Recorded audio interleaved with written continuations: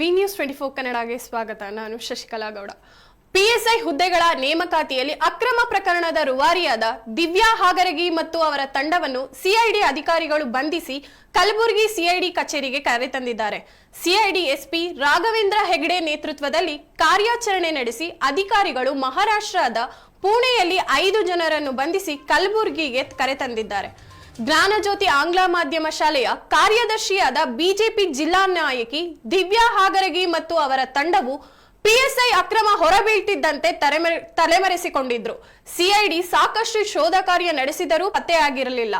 ಬಂಧನಕ್ಕಾಗಿಯೇ ವಿಶೇಷ ತಂಡಗಳನ್ನು ರಚಿಸಲಾಗಿದ್ದು ಕಡೆಗೂ 18 ದಿನಗಳ ನಂತರ ಕಾಕಿ ಕೆಡ್ಡಾಗೆ ಬಿದ್ದಿದ್ದಾರೆ. ಇನ್ನು ಇವರ ಜೊತೆ ಅರ್ಚನಾ, ಸುನೀತಾ, ಕಾಳಿದಾಸ್ ಮತ್ತು ಪುಣೆಯಲ್ಲಿ ದಿವ್ಯಾ ಹಾಗರಗಿಗೆ ರಕ್ಷಣೆ ನೀಡಿದ್ದ ಉದ್ಯಮಿ ಸುರೇಶ್ ಕಾಟೆಂಗ ಅವರನ್ನು ಸಿಐಡಿ ಅಧಿಕಾರಿಗಳು ಬಂಧಿಸಿ ಕರೆತಂದಿದ್ದಾರೆ.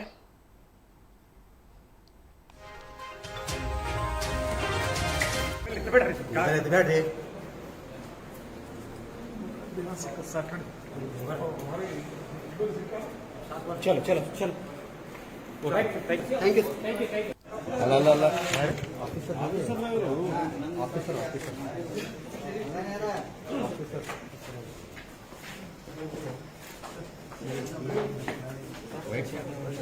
टोनी टोनी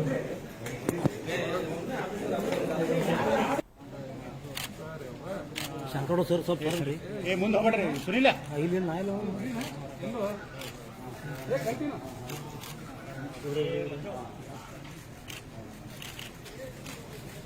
ಸುನಿಲ್ ಸುನಿಲ್ ಸ್ವಲ್ಪ ಸೈಡ್ ಬಿಡು.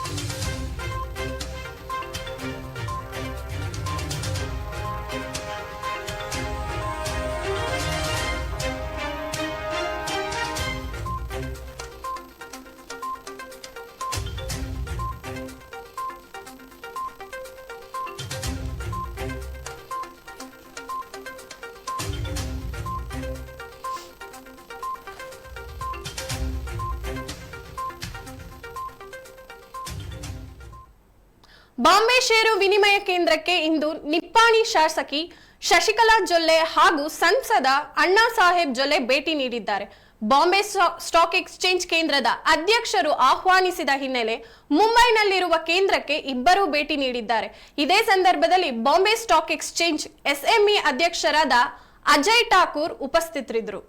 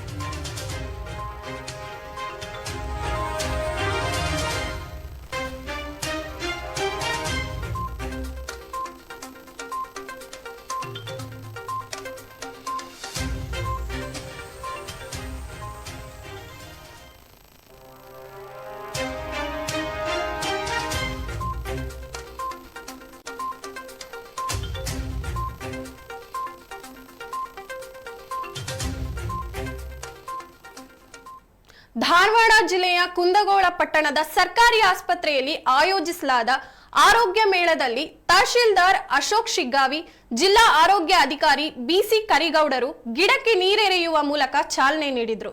ಧಾರವಾಡ ಜಿಲ್ಲೆಯ ಕಲಘಟಕಿ, ನವಲಗುಂದ ನಂತರ ಕುಂದಗೋಳದಲ್ಲಿ ಏರ್ಪಡಿಸಿರುವ ಬೃಹತ್ ಆರೋಗ್ಯ ಮೇಳ ಕಾರ್ಯಕ್ರಮಕ್ಕೆ ಕುಂದಗೋಳ ಜನತೆ ಉತ್ತಮ ರೀತಿಯಲ್ಲಿ ಪ್ರತಿಕ್ರಿಯಿಸಿರುವುದನ್ನು ನೋಡಿ ಮುಂದಿನ ದಿನಗಳಲ್ಲಿ ಕುಂದಗೋಳ ತಾಲೂಕಿನ ಗ್ರಾಮೀಣ ಭಾಗಗಳಲ್ಲಿ ಆರೋಗ್ಯ ಮೇಳಗಳಂತಹ ಕಾರ್ಯಕ್ರಮಗಳನ್ನು ಮಾಡಿ ಕುಂದಗೋಳ ತಾಲೂಕಿನ ಎಲ್ಲಾ ವರ್ಗದ ಜನರಿಗೆ ಸದೃಢ ಆರೋಗ್ಯಕ್ಕೆ ಕಂಕಣಬದ್ಧರಾಗಿ ಆರೋಗ್ಯ ಇಲಾಖೆ ಇದೆ ಎಂದರು. ತಾಲೂಕ್ ಪಂಚಾಯಿತಿ ಇಒ ಮಹೇಶ್ ಕುರಿಯವರ, ಟಿಎಚ್ ಭಾಗೀರಥಿ, ಪಟ್ಟಣ ಪಂಚಾಯಿತಿ ಅಧ್ಯಕ್ಷ ಪ್ರಕಾಶ್ ಕೋಕಾಟೆ, ನುರಿತ ವೈದ್ಯರು, ಆಶಾ ಕಾರ್ಯಕರ್ತರು, ಆರೋಗ್ಯ ಇಲಾಖೆಯ ಸಿಬ್ಬಂದಿ ವರ್ಗ ಭಾಗಿಯಾಗಿದ್ರು.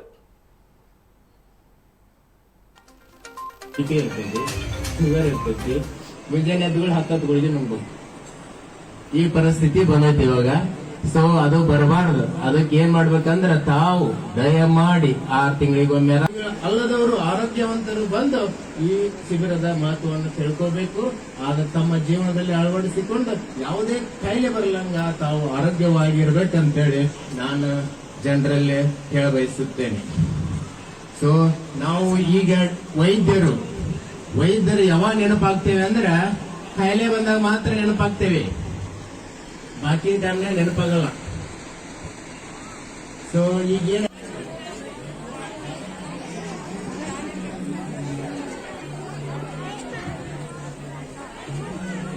ಭಾರತ ಆರೋಗ್ಯ ಇದು ವೆರಿ ಇಂಪಾರ್ಟೆಂಟ್. ಆಯುಷ್ಮಾನ್ ಭಾರತ ಆರೋಗ್ಯ ಕರ್ನಾಟಕ ಕಾರ್ಡ್, ಈ ಕಾರ್ಡ್ ನಾವು ಸಮಸ್ತ ಫ್ರೀ ಆಗಿ ಕೊಡ್ತಾ ಇದ್ದೇವೆ.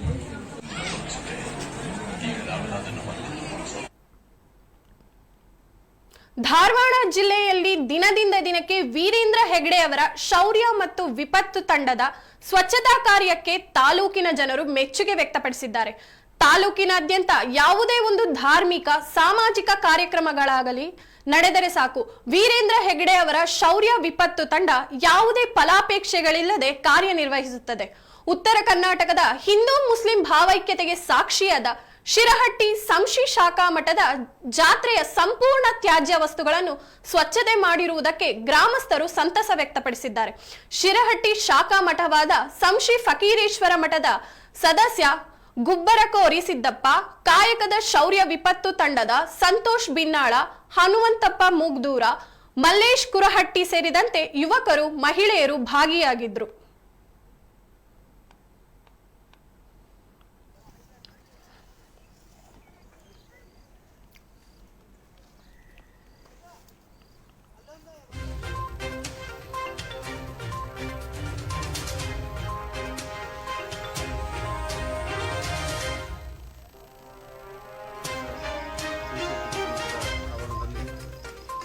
ತಂದ್ರಿಂದ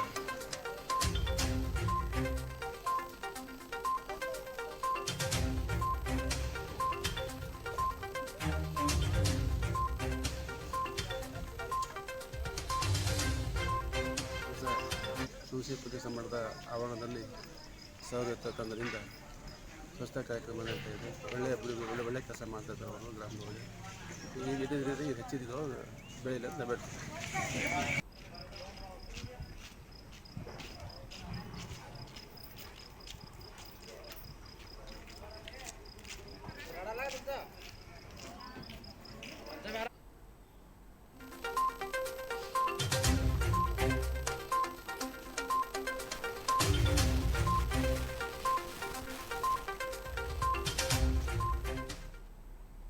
ಮೀಸಲು ಅರಣ್ಯ ಕಡಿದು ಗುತ್ತಿಗೆದಾರ ಮತ್ತು ಕ್ರಷರ್ ಮಾಲೀಕ ಪರಿಶಿಷ್ಟ ಪಂಗಡಕ್ಕೆ ಮೀಸಲಿಟ್ಟ ಹಣದಲ್ಲಿ ರಸ್ತೆ ನಿರ್ಮಿಸಿರುವುದನ್ನು ವಿರೋಧಿಸಿ ಉಡುಪಿ ಜಿಲ್ಲಾ ಆರ್ಟಿಐ ಕಾರ್ಯಕರ್ತರು ಹಾಗೂ ದಲಿತ ಸಂಘರ್ಷ ಸಮಿತಿ ಭೀಮಾವಾದ ಕಾರ್ಯಕರ್ತರು ಪ್ರತಿಭಟನೆ ನಡೆಸಿದ್ದಾರೆ. ಕರ್ಜೆಯ ಮೀಸಲು ಅರಣ್ಯ ಮಧ್ಯೆ ಜಲ್ಲಿ ಕ್ರಷರ್ ಇದ್ದು ಇದರ ಮಾಲೀಕ ಅಲ್ಲೇ ರೆಸಾರ್ಟ್ ಒಂದನ್ನು ನಿರ್ಮಿಸುತ್ತಿದ್ದಾರೆ. ಹೀಗಾಗಿ ತನ್ನ ಉಪಯೋಗಕ್ಕಾಗಿ ಸುಮತಿ ಬಾಯಿ ಎಂಬುವವರ ಮನೆ ಸಂಪರ್ಕದ ಹೆಸರಿನಲ್ಲಿ ಸುಮಾರು 2 ಕಿಲೋಮೀಟರ್ ಉದ್ದದ 2 ಕೋಟಿ ಮೊತ್ತದ ರಸ್ತೆ ಕಾಮಗಾರಿ ಆರಂಭಗೊಂಡಿದೆ. ಅರಣ್ಯದಲ್ಲಿ ಒಂದೇ ಒಂದು ಎಲೆಯನ್ನು ಮುಟ್ಟಿದರೂ ಕಾನೂನು ಕ್ರಮ ಕೈಗೊಳ್ಳುವ ಅರಣ್ಯ ಇಲಾಖೆ ಗುತ್ತಿಗೆದಾರನ ಪರವಾಗಿ ಕೆಲಸ ಮಾಡಿರುವುದು ಹೋರಾಟಗಾರರ ಆಕ್ರೋಶಕ್ಕೆ ಕಾರಣವಾಗಿದೆ. ಲೋಕೋಪಯೋಗಿ ಇಲಾಖೆ, ಕಂದಾಯ ಇಲಾಖೆ, ಅರಣ್ಯಾಧಿಕಾರಿಗಳನ್ನ ಸ್ಥಳಕ್ಕೆ ಕರೆಸಿದ ಹೋರಾಟಗಾರರು ಅಧಿಕಾರಿಗಳನ್ನ ತರಾಟೆಗೆ ತೆಗೆದುಕೊಂಡಿದ್ದಾರೆ.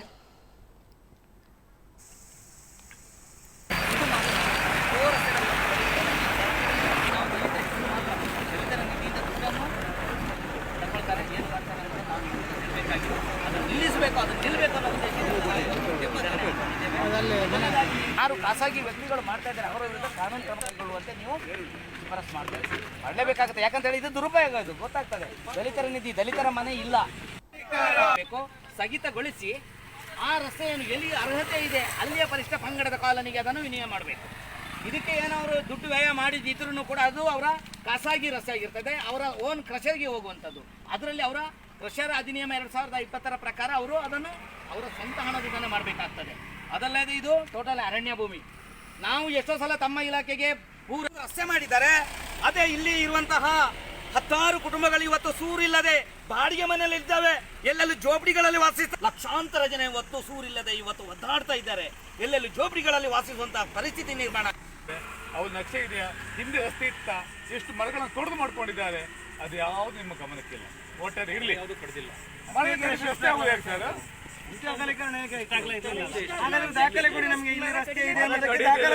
ಸಾಧ್ಯನೇ ಇಲ್ಲ.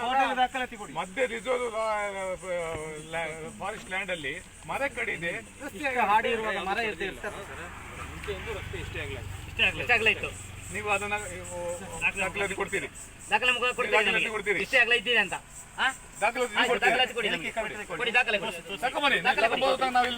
ಆಗುದಿಲ್ಲ. ಇದು ನಮಗೆ ಇವತ್ತು ಸಡನ್ ಇಲ್ಲಿಂದ ಹೋಗಲ್ಲ. ನೀವು ದಾಖಲಾತಿ ತೋರಿಸಿ ನಮಗೆ ಮಾಧ್ಯಮದ ಮುಂದೆ ನೀವು ಪ್ರದರ್ಶನ ಮಾಡ್ಬೇಕು ಆ ದಾಖಲಾತಿಗಳನ್ನು. ನಿಮ್ದು ತಪ್ಪಿಲ್ಲ ಅಂತ. ಇದು ಭೂಮಿ ನಿಮ್ಮ ಭೂಮಿ ಅಲ್ಲ. ನೀವು ನೋಡಿ ಇಲ್ಲಿ ಸರ್, ದಯವಿಟ್ಟು ಇಲ್ಲಿ ಏನೋ ಒಂದು ಹಾರಿಕೆ ಉತ್ತರ ಕೊಟ್ಟು ಹೋಗಬೇಡಿ. ಯಾಕಂದ್ರೆ ಇಲ್ಲಿ ಜನರು ಗಮನಿಸ್ತಾ ಇದ್ದಾರೆ, ಜನರು ಇವತ್ತು ಪ್ರಜ್ಞಾವಂತರಿದ್ದಾರೆ. ಈ ರೀತಿಯ ಸುಳ್ಳು ಮಾಹಿತಿಗಳನ್ನು ನೀವು ಜನರ ಮಾಹಿತಿ ತಲೆಯನ್ನು ಬೇರೆ ಡೈವರ್ಟ್ ಮಾಡಬೇಡಿ. ಅಧಿಕಾರಿಗಳಿದ್ದಾರೆ ಇಲ್ಲಿ, ಬೇರೆ ಬೇರೆ ಇಲಾಖೆಯವರು, ಅವ್ರು ಮುಂದೆ ಅರಣ್ಯ ಇಲಾಖೆಯಲ್ಲಿ ಆಗಿದ್ದಿರ್ಬೋದು, ಕಂದಾಯ ಇಲಾಖೆಯಲ್ಲಿ ಆಗಿದ್ದಿರ್ಬೋದು, ಯಾವುದ್ರಲ್ಲೂ ಕೂಡ ಇದು ರಸ್ತೆ ಅನ್ನುವುದಕ್ಕೆ ದಾಖಲೆಗಳಿಲ್ಲ. ಆ ದಾಖಲೆ ಇಲ್ಲದೆ ಇದೊಂದು ರಿಸರ್ವ್ ಫಾರೆಸ್ಟ್ ಮಧ್ಯದಲ್ಲಿ ಇಷ್ಟೊಂದು ಅಗಲದ, ಇಷ್ಟೊಂದು ದೊಡ್ಡ ಮಟ್ಟದ ರಸ್ತೆಯನ್ನು ನೀವು ಅಕ್ರಮವಾಗಿ ನಿರ್ಮಾಣ ಮಾಡ್ತೀರಿ ನೀವು ಅಂತ ಹೇಳಿದ್ರೆ ನೀವು ಎಷ್ಟು ಅವರಿಗೆ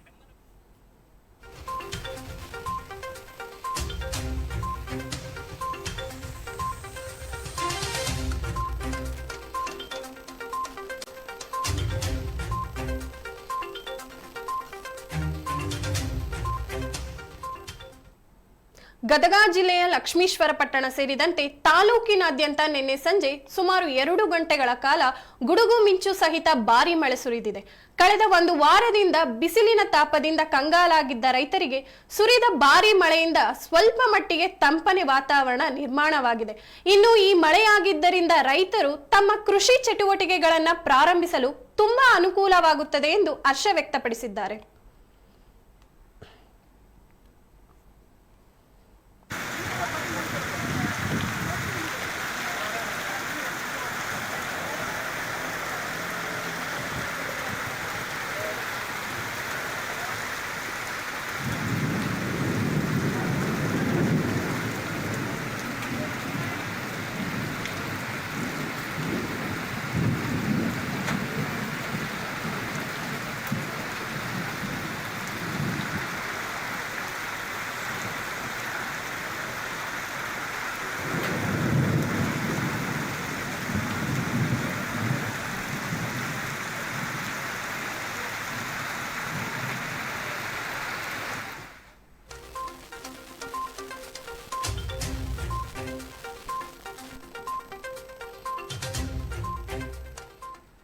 ಮತ್ತಷ್ಟು ಸುದ್ದಿಗಳಿಗಾಗಿ ವೀಕ್ಷಿಸಿ ವಿ ನ್ಯೂಸ್ 24 ಕನ್ನಡ.